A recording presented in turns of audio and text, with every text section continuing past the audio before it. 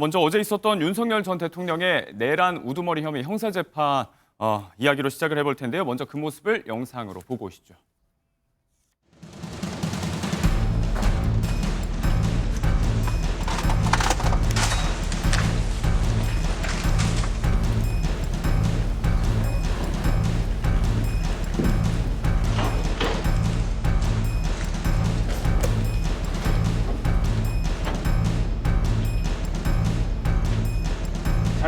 검찰과 피고인 의견을 묻는 등 필요한 절차를 밟은 후에 국민의 관심과 알 권리 등을 고려해서 공판 개시 전에 한해서 법정 촬영을 허가했음을. 네, 알려진 대로 이제 방송 촬영이 허가되면서 헌정사상 5번째로 전직 대통령으로서 피고인석에 앉은 모습을 저희가 확인을 해볼 수가 있었습니다. 자, 1차 공판 때 당시와 뭐가 좀 달랐는지 좀 확인을 해보자면요. 자, 화면 보면서 이야기를 해보도록 하겠습니다. 앞선 1차 공판 당시에는 이제 피고인 측의 의사를 물어볼 시간이 없다는 이유로 재판부가 촬영을 불허했었죠. 이번에는 국민의 알 권리를 우선하면서 법정 내부 입장부터 재판 시작 전까지 촬영이 허가됐고, 다만 재판 내용은 생중계되지 못했습니다. 지하 비공개 출입 허가는 그대로였고요. 당시에 윤석열 전 대통령이 총 90여 분 가량을 할애해서 강변을 했다. 생수가 모자랄 정도로 옆 사람이 생수를 뺏어 마셔야 될 정도로 긴 시간 이야기를 했지만, 어제 있었던 두 번째 공판 당시에는 막판 6분의 시간만 활용을 해서 변론이 이루어졌다는 얘기가 좀 있었습니다. 자, 어떤 점이 달랐는지, 그리고 그 6분간에 나왔던 발언들 중에서 논란이 된 발언이 몇 가지 있는데, 일단 뭐 이렇게 그럼 그 앞 시간에 뭘 했느냐? 대부분의 시간 좀 눈을 감고 증언을 듣는 모습이 있었고, 일부 언론에서는 조는 모습도 좀 포착이 됐다, 이런 이야기도 있었는데, 자, 논란이 된 부분은 이 부분이었습니다. 계엄이 하나의 법적 도구로서 칼과 같다. 칼의 용도가 뭐 요리라든지 수술에도 쓸 수 있기 때문에 칼을 썼다고 해서 이걸 반드시 살인으로 볼 수가 있는가? 계엄 역시 그 목적이 또 어떤 수단으로서 기능을 했는지 이 부분을 따져봐야 된다. 논리 구조에 대해서 조금 더 좀 본질적으로 접근을 해달라고 6분의 시간 동안 강변을 했습니다. 90여 분간 생수 2통 마시면서 했던 이야기보다 6분 동안 나왔던 얘기들 중에 더 논란이 된 이야기가 많았습니다. 가장 논란이 된 부분이 이 부분인데, 칼을 썼다고 해서 다 살인인가? 이 이야기가 또 각종 언론의 헤드라인을 장식하기도 했어요. 양지민 변호사.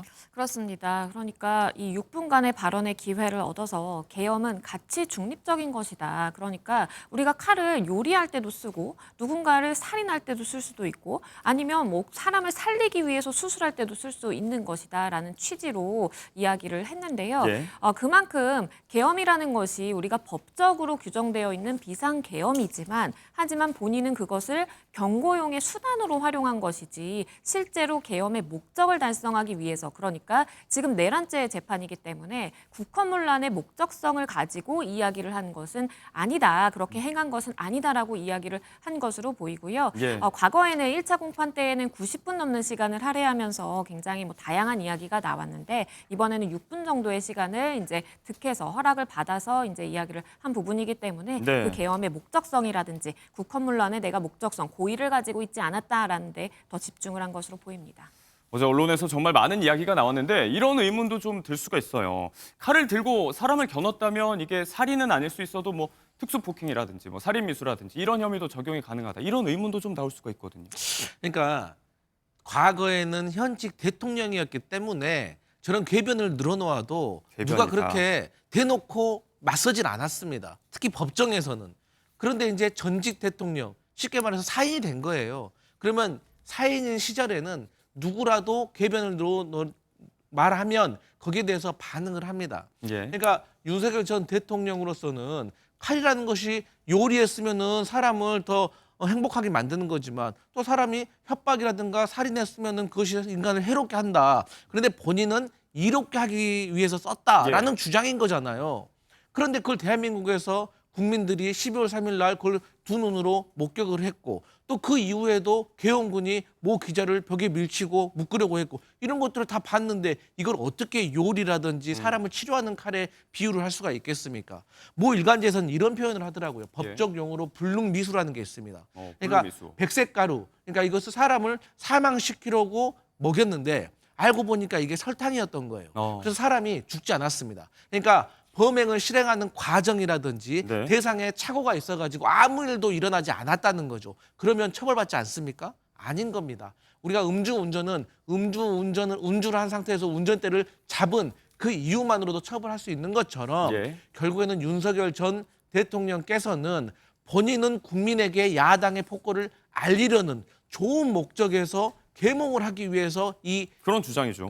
비상계엄을 했다고 하지만 지금 국민들이 받아들이는 거 그리고 형법상 법리적으로는 절대 통하지 않는다 이런 말씀 드리고 싶습니다. 이런 비유를 그대로 좀 차용을 해서 이야기하자면 이게 살인으로 이어지진 않았지만 거기에 실제적으로 미필적 고의가 있었는지 그 부분을 따져보는 게 쟁점이 될 수 있겠습니다. 관련된 증언들이 계속해서 이어지고 있고요. 증인신문 중에 나온 이야기가 또 화제였습니다. 어제 조성현 수방사 경비단장 그리고 김영기 특전사 특전대대장 이렇게 2명의 증인이 출석해서 관련 증언을 내놨는데 그중에서 김영기 대대장의 발언을 좀 살펴보자면요. 대통령을 간접적으로 겨냥한 것 같은 발언들이 좀 있었습니다. 일단 어떤 목소리가 있었는지 한번 이야기를 좀 나눠보도록 하겠습니다. 영상 보고 오시죠.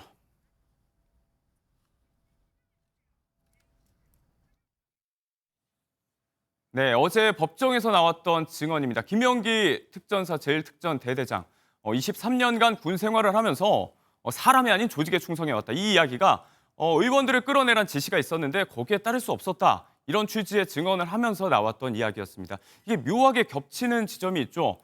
윤석열 당시 여주지청장 당시에 국정감사 법사위에 출석해서 관련 발언을 또 내놨었는데 본인의 발언을 좀 그대로 다시 돌려준 것 같은 그런 느낌의 이야기입니다. 맥락은 좀 다르게 읽히잖아요.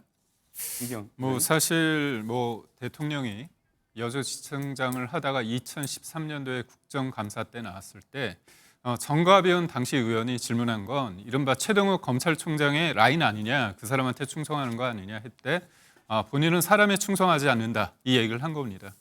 사실 그때가 박근혜 전 대통령, 박근혜 정부 2년 차였습니다. 이른바 이제 콘크리트 지지율 그리고 정부가 이제 출범한 지 오래되지 않았기 때문에 그 국정원 댓글 수사를 적당히 하는 게 어떻게 보면 본인의 입신 양명을 위해서는 그럴 수 있는 상황이었거든요. 근데 본인의 소신을 확실하게 얘기한 거죠. 그 이후에 이른바 본인이 이제 대구 고검으로 쫓겨나면서 이른바 윤석열 전 대통령의 서서가 만들어지게 되는 어떻게 보면 그 사람의 삶의 이력에 있어서 가장 중요한 멘트가 됐습니다. 사람에 충성하지 않는다. 그렇다면 어제 공판에서 이제 김영기 특전 대대장이 그 얘기를 어떻게 보면 네. 나 또한 불합리한 어떤 명령에 대해서 나는 이걸 받아들일 수 없기 때문에 난 사람에 충성한 게 아니다. 이런 얘기를 한 것 같습니다. 네.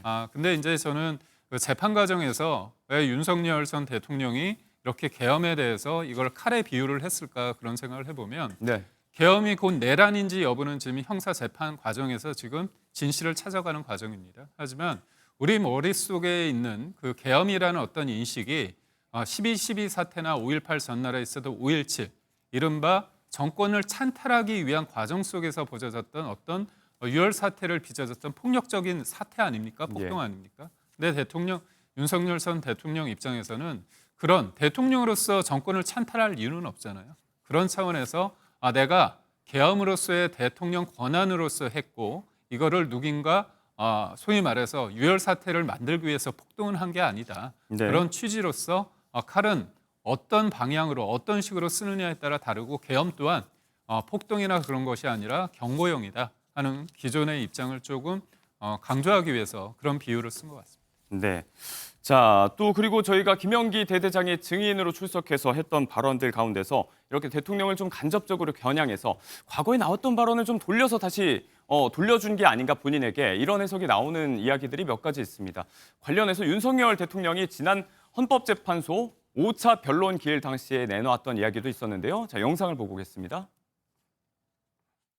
실제 아무런 일도 일어나지 않았는데 뭐 지시를 했니, 지시를 받았니, 뭐 이런 얘기들이 마치 어떤 호수 위에 떠 있는 달 그림자 같은 거를 쫓아가는 그런 느낌을 좀 많이 받았고요. 자, 국회 의결로 인해서 비상계엄이 해제가 됐기 때문에 아무 일도 일어나지 않았고 이런 부분들이 좀 뜬구름 잡는 것 같다. 이런 이야기를 윤석열 전 대통령이 당시에 했었습니다. 이 말을 김영기 대장이 조금 다른 방식으로 돌려주지 않았나 싶은 해석이 나오는데 의원 뭐 끌어내라. 군인으로서 따를 수 없는 지시가 있었지만 따르지 않았기 때문에 아무 일도 없었다. 뭐 아무 일도 없었다라는 워딩 자체는 같은 말이지만 맥락이 좀 다르게 읽히잖아요. 그러니까 윤석열 전 대통령께서는 계속해서 계엄이 2시간 만에 끝났다.